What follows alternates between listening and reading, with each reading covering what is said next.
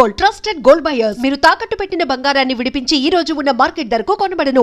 ఆడేంటంటే tribunal ఇంకా విచారణ జరుపుతూ ఉంది, నీటి కేటాయింపులు లేవు. కేసీఆర్ కూర్చేసుకొని కూర్చుంటే వస్తుంది అమ్మది? ఇది ఒక అబద్ధం కాదా? పుట్టుకతోనే అబద్ధాలతో మొదలు పెడితే నీ జీవితము అబద్ధాల పునాదుల మీదనా, అనైతికమైన పునాదుల మీదనా నువ్వు ఎదగాల్సి?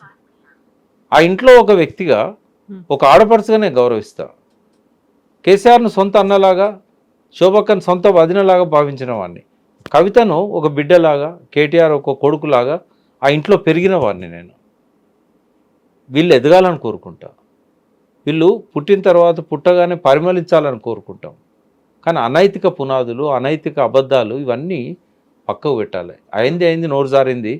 ఇప్పటి నుంచి ఏంటంటే అధ్యయనం చేయాలి ఇరిగేషన్ని. పాలమూరు రంగారెడ్డి, రేవంత్ రెడ్డి కూడా తేకపోవడానికి, కేసీఆర్ కంప్లీట్ చేయకపోవడానికి లీగల్ హర్డిల్స్ అనేటివి ఆమెకు అర్థం కావాలి. 45 టీఎంసీలు ఏవైతే బచావ్ ట్రిబ్యునల్లో రాశారో, గోదావరి కనెక్ట్ చేయగానే గోదావరి అండ్ కృష్ణ అవి డీమ్డ్ టు బి అవైల్డ్ కాబట్టి ఆ నీళ్ళ కోసం కొట్లాడాలి. ఇవన్నీ పక్కకు పెట్టి ఒక అబద్ధాల ప్రచారం మొదటి రోజు ఎత్తుకుంటే ఎట్లమ్మా? రెండవది, ఉత్తమ్ కుమార్ రెడ్డి అంటే నీటి మీద అవగాహన లేదు. ఆయనకి ఎక్స్పెక్ట్ చేయకుండా షాక్ ఇచ్చారు, చెప్పాడు ఆయన. నువ్వు కూడా అట్లా మాట్లాడితే ఎట్లా? ఇప్పుడు 1,00,000 కోట్లు పెట్టి 1,00,000 ఎకరాలకు కూడా నీళ్ళు ఇవ్వలేకపోయారు. ఇది కాంగ్రెస్ వాళ్ళు మాట్లాడితే అర్థం చేసుకుంటాం.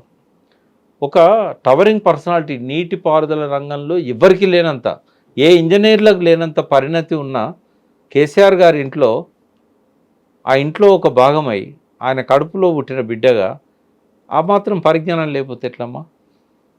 ఇప్పుడు కవిత గారే కొన్ని కోట్లు పెట్టి ఇల్లు కట్టారు. మరి పిల్లర్లే స్లాబ్ వేసినాక ఎందుకు కాపురం చేయలేదల్లా? ఎందుకు షిఫ్ట్ కాలేదల్లకు? మొత్తం గోడలన్నీ పెట్టి ఫినిషింగ్ అయ్యి కలర్స్ వేసినాక ఎందుకు పోయింది? కట్టింది కదా కోట్ల రూపాయలు పెట్టి పిల్లర్స్ వేసి, ఎందుకు పోలేదు అందులకు? అంటే ప్రాజెక్టులు అనేటివి వెంటనే ప్రాజెక్టు కట్టంగానే నీళ్లు రావు, వినియోగం చేసుకోవడానికి ఉండదు. డిస్ట్రిబ్యూటరీస్ కట్టాలి. Pillar లేయంగానే slab వేయంగానే ఉండరల్లా. ఫినిషింగ్కి ఎక్కువ టైం పడుతుంది. ఒక ఇల్లు కట్టాలంటే 3 నెలల్లో పిల్లర్ స్లాబ్లు అయిపోతాయి, కానీ 30 నెలలు పడుతుంది మొత్తం అంతా కంప్లీట్ కావాలంటే. ఆ మాత్రం పరిజ్ఞానం లేకపోతే ఎట్లా? వేరే వాళ్ళు ఎవరన్నా అంటే నేను పట్టించుకోను. ఈవెన్ ఉత్తమ్ కుమార్ రెడ్డి, రేవంత్ రెడ్డి అన్న వాళ్ళకి నీళ్ళ మీద పరిజ్ఞానం లేదని వదిలేస్తా. నీకు కూడా లేకపోతే ఎట్లా పరిజ్ఞానం? నువ్వు పరిణతి గురించి మాట్లాడతావా? కేసీఆర్ పరిణతి, కొంచెం పరిణతి పెంచుకోవమ్మా. అది రెడీ పెట్టారు వాళ్ళు ఇప్పుడు ప్రాజెక్టులు. ఇవాళ 1,00,000 ఎకరాలకు వచ్చినాయి, రేపు 45 లక్షల ఎకరాలకు వాడుకోవడానికి రెడీగా పెట్టారు. ఒక కాలనీ కట్టేటప్పుడు గేటెడ్ కమ్యూనిటీలల్లో ముందు వాటర్ ట్యాంక్ కడతారు. నువ్వు 10 లక్షలు పెట్టి వాటర్ ట్యాంక్ కట్టి ఒక్క ఇంటికి నీళ్ళు ఇవ్వలేదంటే ఏమనుకోవాలి? పైప్ లైన్ ఇస్తే ఎన్ని నీళ్ళకైనా పోతాయి కదా. నువ్వు కాళేశ్వరము 45 లక్షల ఎకరాలకు ఇవ్వచ్చు కదా. కేసీఆర్ గారు ఎప్పుడో మూలపడ్డ సింగూరు కింద ఆయకట్టు, నిజాం సాగర్ కింద ఆయకట్టు, ఇవన్నీ కూడా అందులో పెట్టాడు. 38 లక్షల ఎకరాల ఆయకట్టు ఎందుకు పెట్టాడు ఆయన? Stabilization of old project. వాటి కింద 4 ఏళ్లలో క్యుములేటివ్గా ప్రతి సంవత్సరం ఇచ్చిన ఆయకట్టు లెక్క కడితే 60 లక్షల ఎకరాలకు నీళ్ళు వచ్చినాయి కదా. అబద్ధాన్ని ఎందుకు దాస్తున్నావు? అదంతా పంట పండింది అబద్ధమా? తుంగతుర్తికి నీళ్లు పోయినాయి అబద్ధమా? అంటే అబద్ధాల గొంతుకతోని నువ్వు గొంతు కలిపితే, తెలంగాణ అస్తిత్వం మీద దాడి చేసే వాళ్ళతోని నువ్వు గొంతు కలిపితే నిన్న అస్తిత్వ ప్రతీకలాగా మేము ఎట్లా చూస్తాం? సో వ్యతిరేక వాళ్ళతో అన్నప్పుడు ఇంతకుముందు మీరు అన్నారు కాంగ్రెస్ వాళ్ళలాగే మాట్లాడుతోంది, ఆ మాట మాట్లాడుతోంది. కాంగ్రెస్ ప్రభుత్వాన్ని కూడా అంతే తీవ్ర స్థాయిలో విమర్శించింది కదా. ఇప్పుడు ఉన్నటువంటి ముఖ్యమంత్రిని కర్కోటకుడితో పోల్చింది. కర్కోటకుడి పాలనలో ఉన్నాము అనే మాట. అది ఆచరణలో చూస్తామమ్మా. ఆమె ఎంతకాలము ప్రతిఘటిస్తుంది. ఆయన కూడా మొదటి రోజే కర్కోటకుడు అనడం కూడా తప్పే. రేవంత్ రెడ్డిని అట్లా అనడం కూడా. మేము ప్రభుత్వానికి సలహాలు ఇస్తాం, ఒత్తిడి తీసుకొస్తామని మాట్లాడాలి. కర్కోటకుడు, గాండ్రికప్ప ఇట్లాంటివి ఎందుకు? నేను ఏమంటున్నా, నిజామాబాద్ దిక్కు నువ్వు పోవాలనుకున్నప్పుడు ఒక నిజామాబాద్ బోర్డు పెడితే సరిపోదు. నువ్వు నిజామాబాద్ బోర్డు పెట్టినప్పుడు నిజామాబాద్ దిక్కు పోవాలి. కానీ నీ దారి పరిగి దిక్కున్నది, నీ దారి వికారాబాద్ దిక్కున్నది. తప్పు కదా అది. నువ్వు నిజామాబాద్ బోర్డు పెట్టుకొని కొడంగల్ దిక్కుపోతే నిజామాబాద్ వస్తుందా? ఎప్పటికీ రాదు. కాబట్టి నీ దిశ, నీ దశ, మేధావులను థింక్ ట్యాంకును పెట్టుకోండి, అనుభవజ్ఞులను పెట్టుకోండి, మంచి దారిలో ప్రయాణం చేయండి. మొదటి రోజు నోరు జారినా కూడా పట్టించుకోము. బట్ రాబోయే రోజులలో మాత్రం కాలు జారద్దు, నోరు జారద్దు. ఇప్పుడు మేధావులు థింక్ ట్యాంక్ ఇవన్నీ ఉన్నాయి కాబట్టి పాంచజన్యం అనే దాంతో 5 పంచవర్ష ప్రణాళిక అని ఇప్పటికీ మనం చెప్పుకుంటాం. పాంచజన్యం పూరించారు, 5 మెయిన్ అస్త్రాలతో తను ముందుకు వెళ్తున్నారు అంటే అవన్నీ ముందు ఆలోచన లేదా తను ఇప్పటిదాకా వేసినటువంటి కమిటీలు కావచ్చు, చేసిన పాదయాత్రలు, వాటన్నిటికీ రిఫ్లెక్షనే పాంచజన్యం కాదా? అంటే మొదటి రోజు మాట్లాడిన మాటలల్లో ఆ విజన్ కానీ ఆ సహృదయత కానీ అదంతా ఏం కనబడలేదు. కొన్ని ఆమె లోపల ఆ వేగం కనబడవచ్చు, ఆ ముఖంలో ఆ ప్రసన్నత కనబడవచ్చు, ఆవేశం కనబడవచ్చు, కానీ దిశ సరిగా లేదు అనేది నాకున్న అభిప్రాయం. దిశను సరి చేసుకున్నట్టయితే దశ మారుతుంది.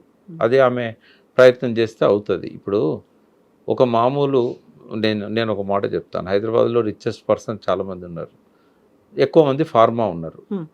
సపోజ్ మైహోం రామేశ్వరరావు కావచ్చు, లేకుంటే ఫార్మాకు సంబంధించిన దివీస్ నిత్యానంద రెడ్డో, ఇంకోరు అరవిందో నిత్యానంద రెడ్డో, దివీస్ సంబంధించిన ఇంకోరు, వాళ్ళ దగ్గర విపరీతమైన డబ్బు ఉంది. లేదా అదాని ఓ ప్రశాంత్ కిషోర్ను అందరిచ్చేదానికంటే 4 రెట్లు ఎక్కువ ఇచ్చి పెట్టుకున్నాడు అనుకో, ఆయన ప్రధానమంత్రి అవుతాడా అదాని? లేదా రామేశ్వరరావు ముఖ్యమంత్రి అవుతాడా? నిత్యానంద రెడ్డి ముఖ్యమంత్రి అవుతాడా?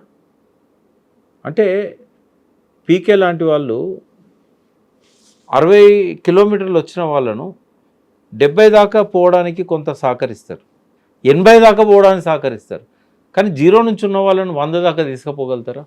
తర్వాత రెండవది, చెన్నారెడ్డి కంటే డైనమిక్ లీడర్ తెలంగాణలో లేడు. అప్పుడు ఇప్పుడు ఒక్క విషయంలో మాత్రమే కేసీఆర్ గారికి నేను క్రెడిట్ ఇస్తాను. చెన్నారెడ్డి లోపల డైనమిజం ఉంది, డేరింగ్ ఉంది, కానీ వ్యూహంలో ఎత్తుగడల్లో కేసీఆర్ కంటే గొప్పోడేం కాదు. ఆ ఒక్క విషయంలో కేసీఆర్కు నేను క్రెడిట్ ఇస్తాను.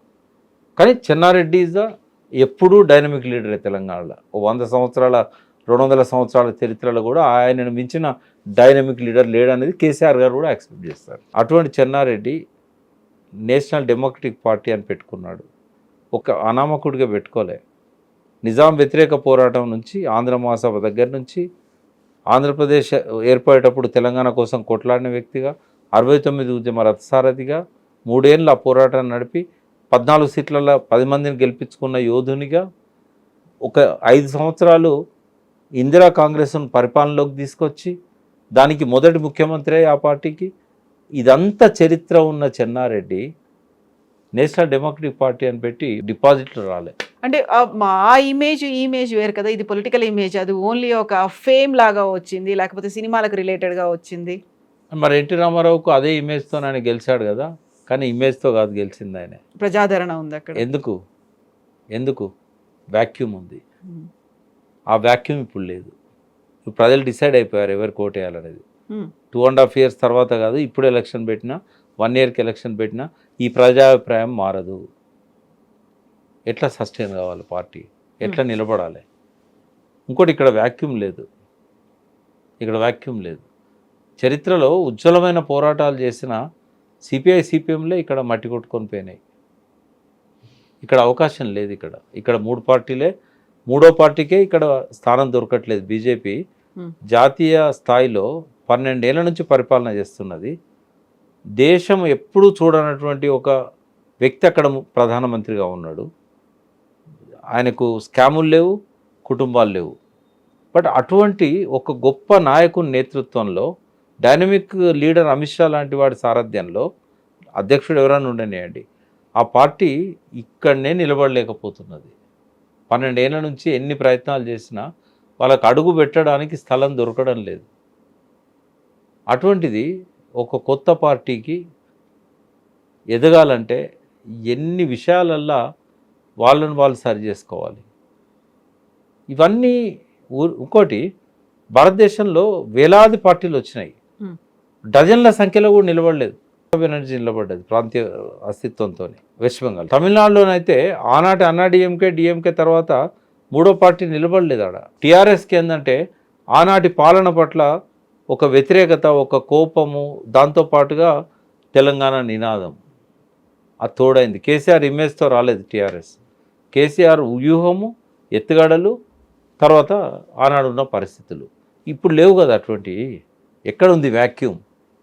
ఇప్పుడు ఆ అవసరం ఉంది అనేది గత 10 ఏళ్లలో జరగలేదు, ఇప్పుడు జరగట్లేదు కాబట్టి నెక్స్ట్ తను చేస్తాననేది, తను అమ్మగా మారబోతున్నాను, ఆ తర్వాత తనకు తెలుసు ప్రజలు ఏం కావాలని కోరుకుంటున్నారు అనే దాంతో పాటుగా ఒక డైరెక్షన్ ఉంది. తను సీఎం అవ్వాలి అనేది తన ఆకాంక్ష. నేను ముఖ్యమంత్రి అయిన తర్వాత పార్టీ పెట్టిన రోజే అంతలా ఎవరు అనౌన్స్ చేశారు, నేను నెక్స్ట్ ముఖ్యమంత్రిని అవుతాను, ముఖ్యమంత్రి అయ్యాక నేను చేస్తాను అనేది అంత కాన్ఫిడెంట్గా చెప్పారు. అంటే రేవంత్ రెడ్డి గారు ముఖ్యమంత్రి కాగానే చాలా మంది లోపల ఆస్పిరేషన్స్ వచ్చాయి. తీర్మార్ మల్లన కావచ్చు, కవిత కావచ్చు, ఇంకోరు కావచ్చు.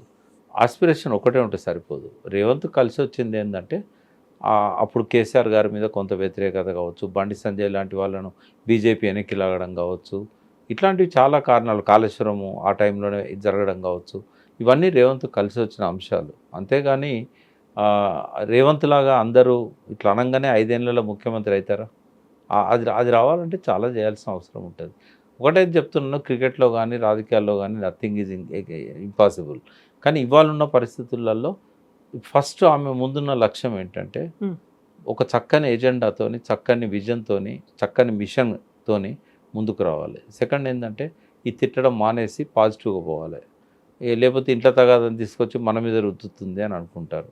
మూడోది ఏంటంటే ఆమె మీద ఉన్న మచ్చను తొలగించుకోవడానికి, ఆమె భాషలో చెప్పాలంటే కడిగిన ముత్యంలా బయటికి రావాలంటే నెత్తి మీద ఇప్పటికీ కత్తి వేలాడుతూనే ఉన్నది. మొన్న వచ్చిన తీర్పు అనేది ఫైనల్ కాదు, మళ్ళీ ఎంక్వైరీ స్టార్ట్ అవుతున్నది, మళ్ళీ విచారణ ఎదుర్కోవాల్సి వస్తుంది.